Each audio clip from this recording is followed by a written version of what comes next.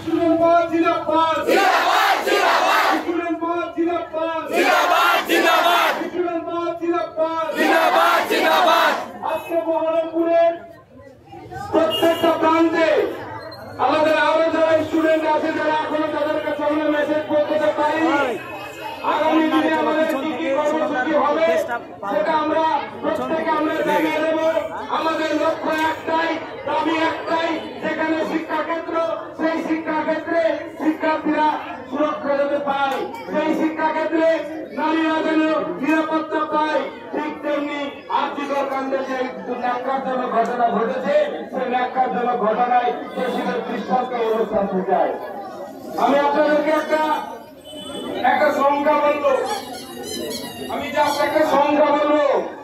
2013 সাল 7 জুন কামদুনি গণধর্ষণ হত্যা, 21 জুলাই এবং 20 জুলাই 2013 সাল খিদিরপুরে 2 বছরের শিশুর ধর্ষণ, 21 জানুয়ারি 2014 সাল বীরভূমে গণধর্ষণের মামলা, 5 মার্চ 2015 সাল রানাঘাটে গণধর্ষণের মামলা, মে 2015 সাল মধ্যমগ্রামে গৃহবধূকে গণধর্ষণ, 21 আগস্ট 2016 সাল খড়গপুরে 3য় শ্রেণীর ছাত্রীকে ধর্ষণ এবং খুন, 12 মার্চ 2018 বীরভূম জেলায় 12 জন পুরুষ মিলে একজন মহিলাকে গণধর্ষণ করেছে, 22 মার্চ 2022 বসিরহাটে আদিবাসী মহিলাকে গণধর্ষণ করা হয়, 24 মার্চ 2022 বসিরহাটে 11 বছরের বাচ্চাকে গণধর্ষণ করা হয়, 24 মার্চ 2022 কেশপুরের গৃহ শিক্ষিকাকে ধর্ষণ করা হয়, 5 এপ্রিল 2022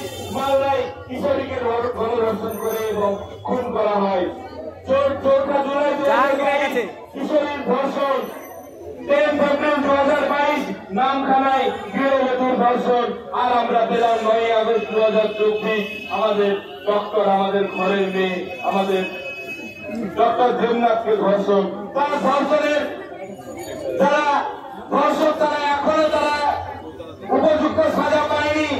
তাই আমাদের এই সমাজের, এই দেশে, এই রাজ্যে নারীরা অত্যন্ত আতঙ্কিত। তাই নারী সমাজ আজকে গর্জে উঠেছে, আর এই তার প্রতিফলন হিসাবে আজকে আমাদের বহরমপুরের ছাত্র এবং ছাত্রীরা ভাই বোন একে অপরের সকলে বুঝিয়ে দিল। আমরা যতক্ষণ না বিচার পাচ্ছি ততক্ষণ আমাদের আন্দোলন চলবে। কি আন্দোলন চলবে? তো স্টুডেন্ট পাওয়ার আন্দোলন চলবে। তো আমাদের দাবি একটাই, নারীরা নিরাপত্তা পাক। আমাদের দাবি একটাই, নারীরা সুরক্ষা পাক। প্রত্যেকটা শিক্ষা ক্ষেত্রে নারীরা কেন গণধর্ষণ হবে কেন? তাই আমার সকল ভাই বোন এবং সকল শ্রেণীর ছাত্র ছাত্রী যারা আছেন, যারা আজকের এই মিটিং এ আজকের আমাদের প্রতিবাদ মিছিলে অংশগ্রহণ করবেন, তাদের বলতে পারি এটা আমাদের শুধু ট্রেলার। এ তো ট্রেলার হে, পিকচার अभी बाकी है। কারণ আপনারা জানেন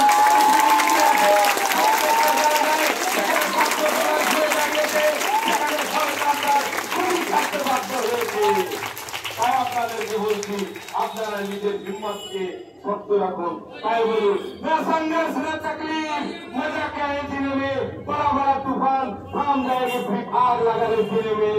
छात्र समाज जिंदाबाद, छात्र समाज जिंदाबाद।